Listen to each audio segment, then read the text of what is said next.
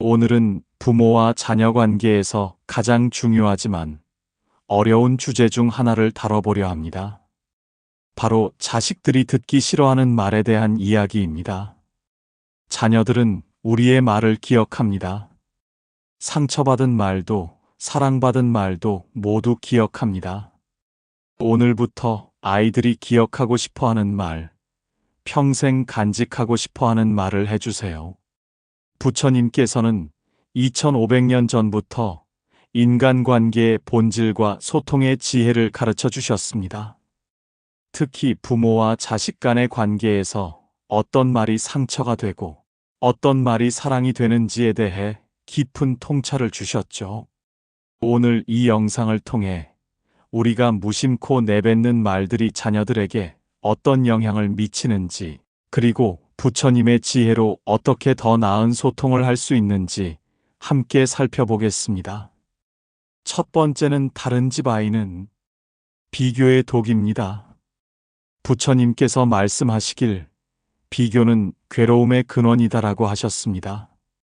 그런데 우리 부모들은 얼마나 자주 다른 집 아이와 우리 자녀를 비교하고 있을까요? 다른 집 민수는 공부도 잘하고 예의도 바른데 넌 왜 그러니? 옆집 영희는 피아노도 잘 치고 그림도 잘 그리는데, 사촌 형은 벌써 의대에 들어갔는데 너는 언제? 이런 말들을 듣는 자녀들의 마음을 한번 상상해 보세요. 부처님께서는 모든 존재는 고유한 가치를 지니고 있다고 가르치셨습니다. 각자의 업과 인연이 다르고 각자의 길이 다른 것이 당연한 것입니다.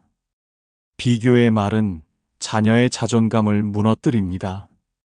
아이는 자신이 부족하다고 느끼게 되고 부모의 사랑을 받기 위해 끊임없이 다른 사람이 되려고 노력하게 됩니다.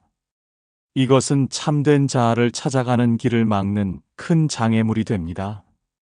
부처님께서는 자신의 마음을 들여다보라고 하셨습니다. 우리가 자녀를 다른 아이와 비교할 때 사실은 우리 자신의 욕심과 불안감을 드러내는 것은 아닐까요? 우리는 자녀가 성공해서 우리가 인정받고 싶어 하는 건 아닐까요? 진정한 사랑은 조건이 없습니다. 부처님께서 모든 중생을 차별 없이 사랑하셨듯이 우리도 우리 자녀를 있는 그대로 사랑해야 합니다. 다른 아이와 비교하지 말고 우리 아이만의 독특함과 가능성을 인정하고 격려해야 합니다. 너는 너만의 특별함이 있단다. 내가 노력하는 모습이 정말 자랑스러워. 천천히 가도 괜찮아. 내 속도로 가는 거야. 이런 말들이 비교의 독을 치유하는 감로수가 됩니다. 두 번째는 내가 너 나이 때는 과거의 굴레입니다. 내가 너 나이 때는 벌써 집안 살림을 도왔어. 우리 때는 이런 것도 없이 공부했는데. 내가 어렸을 때는 부모님 말씀을 절대 거역하지 않았어. 부모님들이 자주 하시는 이런 말들 혹시 익숙하지 않나요?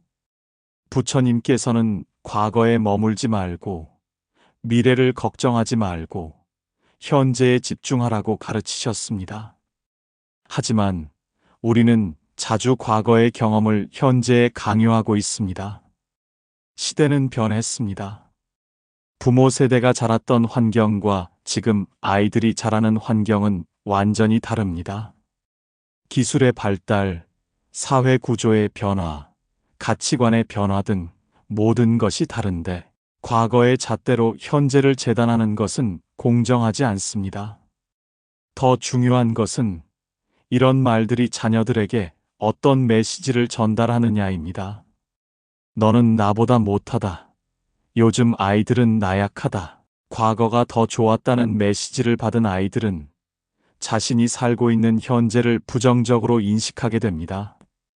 부처님께서는 각자의 업과 인연이 다르다고 하셨습니다. 부모 세대의 경험도 그 시대의 업과 인연이었고 지금 아이들의 경험도 이 시대의 업과 인연입니다. 둘 다 소중하고 의미 있는 것입니다. 과거의 경험을 강요하지 말고 현재 아이들이 마주하고 있는 어려움을 이해하려 노력해야 합니다. 그리고 과거의 지혜를 현재에 맞게 적용할 수 있는 방법을 함께 찾아가야 합니다. 요즘 아이들은 정말 많은 걸 감당해야 하는구나. 내가 지금 겪고 있는 어려움을 이해하려고 해. 우리 때와는 다르지만 너만의 방식으로 잘하고 있어. 이런 말들이 과거의 굴레에서 벗어나 현재를 함께 살아가는 동반자가 되는 지혜입니다. 세 번째는 너를 위해서 하는 말이야 라는 강요의 포장입니다. 너를 위해서 하는 말인데 왜 안 들어? 다 너를 생각해서 하는 말이야. 나중에 고마워할 줄 알아. 이 말만큼 아이들이 듣기 싫어하는 말도 없을 것입니다. 왜냐하면 이 말 뒤에는 대부분 강요가 숨어 있기 때문입니다. 부처님께서는 진정한 자비는 상대방의 입장에서 생각하는 것이라고 하셨습니다. 그런데 너를 위해서라는 말은 과연 정말 아이를 위한 것일까요? 아니면 부모의 불안감이나 체면을 위한 것일까요? 아이들은 이미 알고 있습니다. 너를 위해서라는 말 뒤에 오는 것들이 대부분 자신들이 원하지 않는 것들이라는 것을 말입니다. 학원을 더 다니라는 것, 꿈을 포기하라는 것, 부모가 원하는 길로 가라는 것들 말입니다. 부처님께서는 강요는 저항을 낳는다고 하셨습니다. 아무리 좋은 의도라도 강요로 포장되면 그 선함이 전달되지 않습니다. 오히려 반발심만 키우게 됩니다. 진정으로 자녀를 위한다면 먼저 아이의 마음을 들어보아야 합니다. 아이가 무엇을 원하는지, 무엇을 두려워하는지, 어떤 꿈을 가지고 있는지 진심으로 듣고 이해하려 노력해야 합니다. 부처님께서는 경청은 최고의 선물이라고 하셨습니다. 아이의 말을 끝까지 들어주고 그 안에 담긴 진심을 읽어내려 노력하는 것, 그것이 진정한 사랑입니다. 그리고 조언을 할 때도 강요가 아닌 제안의 형태로 해야 합니다. 너를 위해서가 아니라 내 생각에는 혹시 이런 것은 어떨까? 라는 식으로 말입니다. 내 생각은 어떠니? 이런 방법도 있는 것 같은데 어떻게 생각해? 내가 결정하는 게 가장 중요해. 내가 도울 수 있는 일이 있으면 언제든 말해. 이런 말들이 강요의 포장을 벗겨내고 진정한 사랑을 전달하는 방법입니다. 네 번째는 공부나 해라는 꿈의 무시입니다. 공부나 해. 딴 생각하지 말고 공부에만 집중해. 취미는 나중에 하고 지금은 공부가 우선이야. 아마 우리나라 대부분의 아이들이 가장 많이 들었을 말일 것입니다. 그리고 가장 듣기 싫어하는 말이기도 하죠. 부처님께서는 모든 존재는 각자의 달마법가 있다고 하셨습니다. 즉, 각자 타고난 재능과 사명이 다르다는 뜻입니다. 어떤 아이는 공부에 재능이 있고, 어떤 아이는 음악에, 어떤 아이는 운동에, 어떤 아이는 예술에 재능이 있습니다. 그런데 우리 사회는 오직 공부만을 최고의 가치로 여기고 있습니다. 아이가 음악을 좋아하면 공부나 해, 그림을 그리고 싶어 하면 공부나 해, 운동을 하고 싶어 해도 공부나 해입니다. 이런 말들은 아이의 꿈과 재능을 무시하는 것입니다. 부처님께서는 각자의 달마를 따르는 것이 가장 행복한 삶이라고 하셨는데 우리는 아이들의 달마를 억압하고 있는 것은 아닐까요? 물론 학업도 중요합니다. 하지만 그것이 전부는 아닙니다. 아이의 다양한 관심사와 재능을 인정하고 격려하는 것도 마찬가지로 중요합니다. 부처님께서는 중도의 가르침을 주셨습니다. 극단으로 치우치지 않는 균형 잡힌 삶을 살라는 뜻입니다. 공부도 중요하지만 아이의 꿈과 관심사도 중요합니다. 둘 사이의 균형을 찾아가는 것이 지혜로운 길입니다. 아이가 음악을 좋아한다면 음악도 좋지만 공부도 함께 해보자라고 말하는 것이 어떨까요? 아이가 그림을 그리고 싶어 한다면 그림을 그리면서도 공부할 수 있는 방법을 함께 찾아보자라고 격려하는 것이 어떨까요? 내 꿈이 뭐니? 엄마도 듣고 싶어. 내가 좋아하는 것을 하면서도 공부도 잘할 수 있는 방법을 함께 생각해보자. 다양한 경험이 나중에 큰 도움이 될 거야. 이런 말들이 아이의 꿈을 존중하면서도 학업의 중요성을 함께 인식하게 하는 지혜로운 방법입니다. 다섯 번째는 내가 뭘 안다고라는 경험의 무시입니다. 내가 뭘 안다고 그런 말을 해? 어린 게 무슨 생각이 그렇게 많아? 나이도 어린데 어른 말에 끼어들어. 아이들이 자신의 의견을 말할 때 가장 듣기 싫어하는 말들입니다. 이런 말들은 아이의 생각과 경험을 완전히 무시하는 것입니다. 부처님께서는 나이가 많다고 해서 지혜로운 것은 아니다. 진정한 지혜는 마음의 깨달음에서 온다고 하셨습니다. 때로는 아이들이 어른들보다 더 순수하고 직관적인 지혜를 보여줄 때가 있습니다. 아이들도 하나의 독립된 인격체입니다. 비록 경험은 적을지라도 그들만의 생각과 느낌이 있습니다. 그리고 그들이 바라보는 세상은 어른들과는 다른 관점에서 새로운 통찰을 줄 수 있습니다. 부처님께서는 모든 중생을 존중하라고 하셨습니다. 나이에 상관없이 모든 존재는 존중받을 가치가 있다는 뜻입니다. 아이라고 해서 그들의 의견을 무시해서는 안 됩니다. 오히려 아이들의 말을 진심으로 들어보면 우리가 놓치고 있던 중요한 것들을 깨달을 수 있습니다. 아이들은 어른들이 잊어버린 순수함과 창의성을 가지고 있기 때문입니다. 물론 아이들의 의견이 항상 옳은 것은 아닙니다. 하지만 그렇다고 해서 처음부터 무시해서는 안 됩니다. 먼저 들어보고 이해하려 노력하고 그 다음에 필요하다면 부드럽게 다른 관점을 제시하는 것이 지혜로운 방법입니다. 부처님께서는 대화는 서로를 이해하는 다리라고 하셨습니다.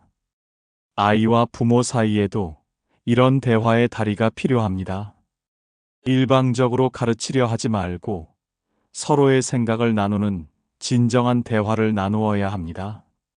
내 생각이 궁금해. 자세히 말해볼래? 우와, 그런 관점도 있구나. 미처 생각하지 못했네. 내 말에도 일리가 있어. 엄마 생각은 이런데 어떻게 생각해? 이런 말들이 아이의 경험과 생각을 존중하고 진정한 소통을 이루는 방법입니다. 지금까지 자식들이 듣기 싫어하는 5가지 말을 살펴보았습니다. 이 모든 말들의 공통점은 무엇일까요? 바로 아이를 하나의 독립된 인격체로 인정하지 않는다는 것입니다. 아이를 부모의 소유물이나 연장선으로 여기고 아이의 고유한 생각과 느낌, 꿈과 가능성을 무시하는 것입니다. 부처님께서는 모든 중생은 부처가 될 수 있는 불성을 가지고 있다고 하셨습니다. 이것을 우리 가정에 적용하면 모든 아이들은 각자의 고유한 가치와 무한한 가능성을 가지고 있다는 뜻입니다.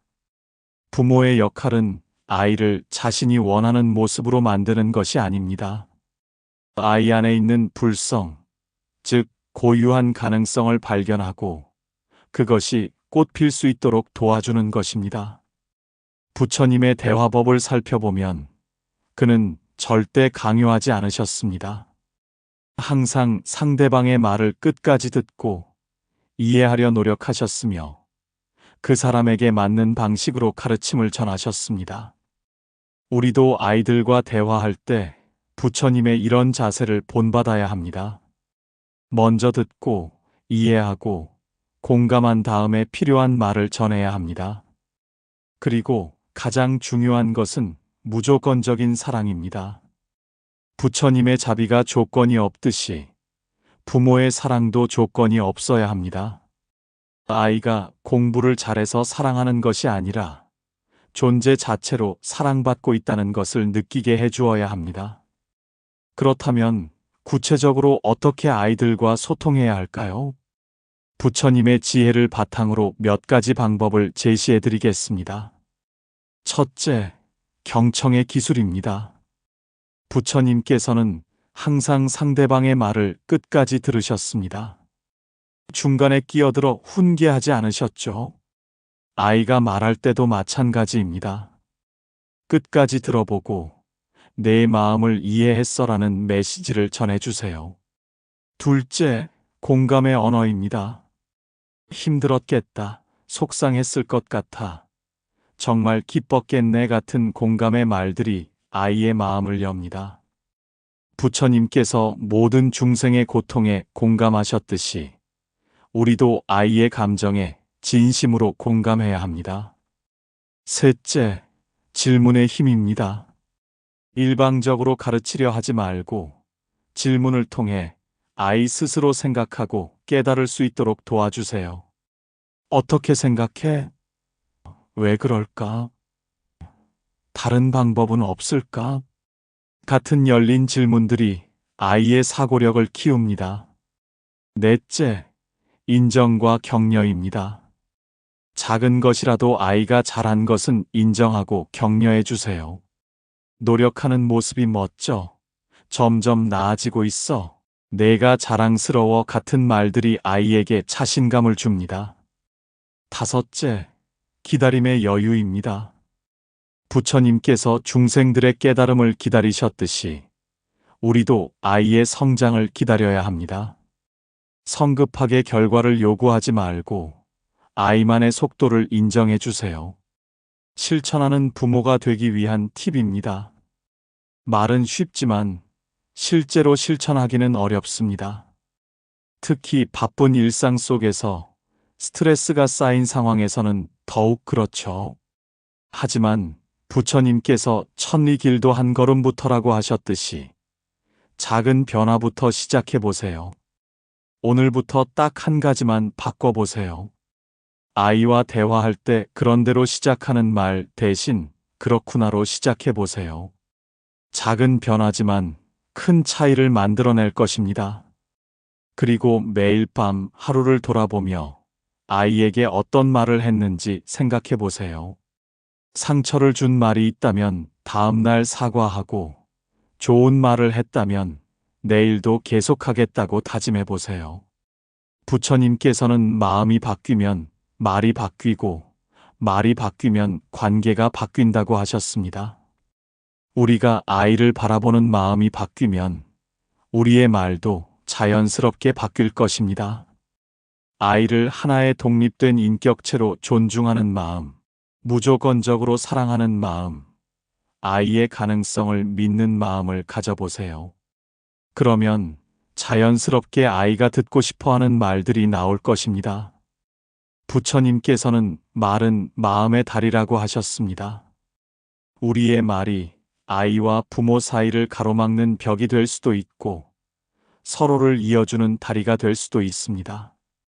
오늘 이 영상을 통해 여러분이 자녀들과 더 가까워지는 계기가 되기를 바랍니다. 부처님의 지혜로 우리의 말을 돌아보고 사랑의 언어로 바꿔나가시기를 바랍니다.